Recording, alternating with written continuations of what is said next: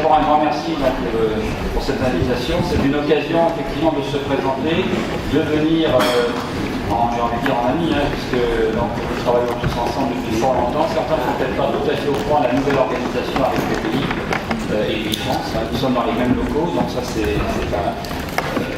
important à vous signaler comme information au niveau des entreprises justement qu'on accompagne, pour dire qu'on a parlé tout à l'heure de simplification. Voilà, on n'est pas loin du guichet unique et on a dans cette opportunité d'aider les entreprises de façon beaucoup plus pratique, rapide et efficace. Alors je dois juste signaler que M. Michel Féfélic de France est également présent avec nous, parce que je sais qu'il y a des trois entreprises qui travaillent en solidarité. Tout à fait. D'ailleurs, moi je quittais à l'instant c'était une semaine de l'international en Ile-de-France, donc j'étais à la CCI Rosiarme, où on est tous présents maintenant, donc ça va être la même chose pendant toute la semaine. Alors je ne sais pas quelle présentation, j'avais fait une présentation. Bon, il y en aura pas, c'est plus simple, on va éviter les PowerPoint. Donc moi, par rapport à tout ce que j'ai entendu, je suis ravi parce que nous accompagnons tous les secteurs d'activité qui viennent d'être listés, donc que ce soit l'agroalimentaire, la joaillerie. Alors, je ferai une petite aparté. La joaillerie en France, on est très bon aussi. Aujourd'hui, c'est l'Arménie. Parce qu'on accompagne beaucoup aussi de joailliers, petits ou grands, mais voilà, je tenais à le dire parce que c'est important. Sachez, au niveau COFAS, mais certains le savent déjà sans doute dans la salle, mais pour les autres, sachez que COFAS est une vieille maison, puisqu'elle est depuis en 1946, donc ça fait un peu vieillot, mais a la particularité depuis de nombreuses années de gérer les procédures publiques pour le compte de l'État. Donc COFAS, pour certains d'entre vous, on pense tout de suite à l'assureur crédit. Non, c'est pas que l'assureur crédit. L'assureur crédit, certes, c'est important, c'est en deuxième mondial derrière Hermès. Mais on a surtout une particularité que le nombre de pays européens nous envie, c'est que nous gérons pour le compte de l'État effectivement ces procédures publiques et notamment l'assurance prospection dont je vais vous parler un peu plus longuement que les autres parce que c'est vraiment un produit d'appel justement pour faire venir nos exportateurs, les entreprises qu'on accompagne tous les jours chez vous en Arménie, demain, dans tous les secteurs. Alors, ce qui m'a bien plu aussi, c'est que sachez-le, ça c'est important, nous accompagnons, bien évidemment, comme je vous parlais de procédures publiques, laquelle c'est l'État, c'est Bercy, donc priorité aux entreprises françaises qui exportent des produits et des services français, bien entendu. Une entreprise qui fait du négoce, on n'empêchera pas, mais elle ne peut pas être cofassée, en termes, entre guillemets, jolis. Donc, nous accompagnons, prenons un exemple, justement, dans l'agroalimentaire, par exemple, une entreprise qui voudrait venir, moi ça tombe bien parce que je m'occupe de la ville de Rungis, donc on a quand même de belles entreprises là qui, certaines sont sans doute présentes en Arménie, il y a de fortes chances que ce soit dans la volaille ou dans d'autres choses, mais dans l'agroalimentaire c'est quand même un gros sujet. Nous accompagnons des entreprises qui ont un projet à l'international. Alors, typiquement, là, on va parler concrètement, qui veulent une entreprise de petite taille, ça peut démarrer au primo-exportateur jusqu'à l'ETI. Donc on a aussi, on a voulu faire simple, en termes de guichet, nous avons la même aide pour le primo-exportateur comme l'entreprise qui va faire 300 millions d'euros. Donc vous voyez, c'est relativement large. Le principe est le suivant. S'il fallait retenir une chose, parce que j'ai peu de temps, mais j'essaie de vous donner quelques messages, c'est de nous garantissons un succès commercial. Donc on va, par les temps qui courent, de frilosité en France, premièrement, on a beaucoup de soucis. Je ne vais pas vous parler de chiffres parce que ça nous ferait du mal, mais le commerce extérieur a beaucoup de soucis. Donc là, justement, ce qui marche, et mon collègue de pays vous confirmera, c'est toutes les entreprises, on tire vers le haut de gamme, l'innovation, que ce soit d'ailleurs chez les artisans, que vers le TI, vous voyez. Donc toutes ces entreprises-là qui ont des produits souvent à forte valeur ajoutée, qui à la limite ont beaucoup de mal à vendre en France, vont les vendre, quel que soit le prix, à l'étranger, en Arménie ou ailleurs. Donc, puisque nous couvrons le monde entier. Le principe est le suivant, c'est que vous êtes exportateur, vous avez un produit ou un service, vous êtes, alors, imaginons que vous démarrez, et vous dites, comme ça a été très bien dit aussi tout à l'heure, il n'y a pas besoin d'aller, quand on interroge souvent et on reçoit des entreprises qui veulent tout de suite aller au bout du monde, ou aux États-Unis, pays pas forcément si facile que ça, ou en Chine, allez peut-être d'abord en Arménie, ou allez d'abord en Belgique, c'est pas si loin, mais c'est de l'export aussi. Allez, j'en ai eu un la semaine dernière à Monaco, c'est de l'export.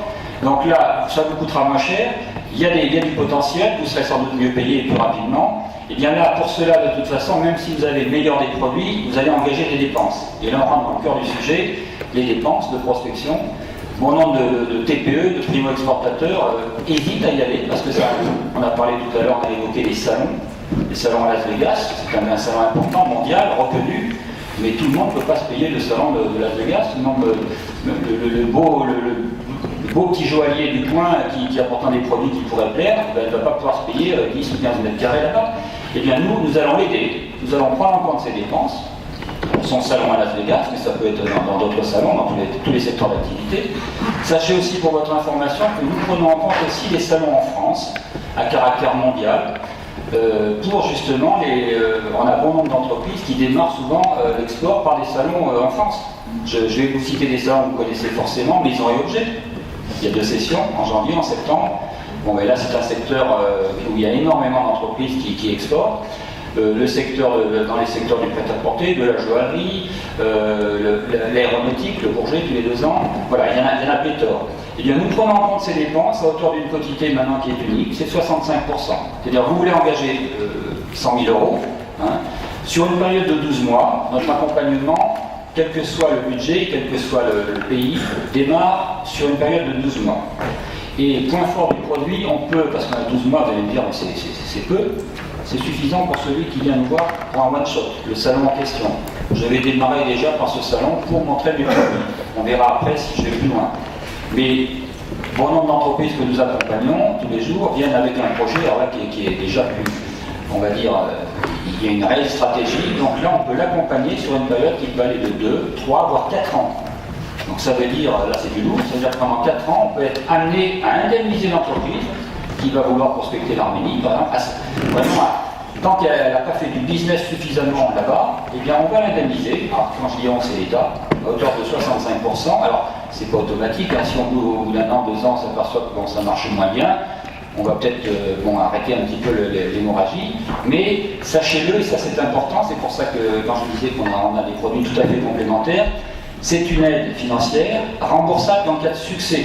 Alors c'est là où quelque part Coface est très fort, c'est-à-dire si malheureusement, et souvent c'est le cas, vous pouvez avoir un très bon produit, vous allez prospecter, vous allez engager beaucoup de dépenses, vous allez peut-être même engager, des fois ça va jusqu'à l'embauche d'un responsable export pour certains, voire même un deuxième, puisque c'est des entreprises de taille importante qui peuvent avoir plusieurs directeurs de zone. Vous imaginez bien que c'est des dépenses importantes avant qu'il y ait du bénéfice qui rentre, c'est surtout un coût salarial pour l'entreprise. Et bien, à partir du moment où vous avez cette garantie, donc, eh bien, on s'oblige à vous indemniser, on fait le point avec vous pour la première année. Vous avez engagé 100, c'était garanti, et bien on vous verse 65 000. Et on reconduit la deuxième année sur un budget que vous allez nous soumettre à nouveau. Maintenant, ça y est, on fait du business. Même le Japon est devenu notre premier pays. Bon, ça, on le rencontre très très souvent. Un chiffre seulement à vous communiquer pour vous parler de la force de ce produit quand même. Nous accompagnons actuellement plus de 12 000 entreprises quand même. Donc c'est des chiffres, ça, c'est du concret, hein, de toute taille. Voilà, donc ça c'est l'assurance prospection, donc le produit phare, le plus lourd.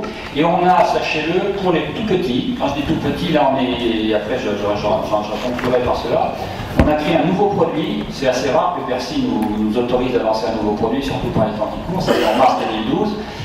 Qui s'appelle l'assurance prospection premier pas, donc il porte bien son nom. Là c'était vraiment à vocation d'aider, j'ai envie de dire, il y en a des milliers d'entreprises qui sont vraiment petites, qui voudraient exporter mais qui ne le font pas parce qu'on faute de moyens. Et bien là on est toujours le seul guichet pour pouvoir les accompagner. Le droit d'entrée c'est avoir un bilan. Alors oui, un bilan c'est pas beaucoup. Hein. Donc un bilan, qui a un tout petit peu de chiffres, mais pas énormément, et on vous donne le petit booster pour justement aller tester vos produits à l'étranger. Hein, donc, et puis ensuite, on peut passer effectivement au deuxième produit qui est l'assurance prospection. Voilà, j'en ai terminé.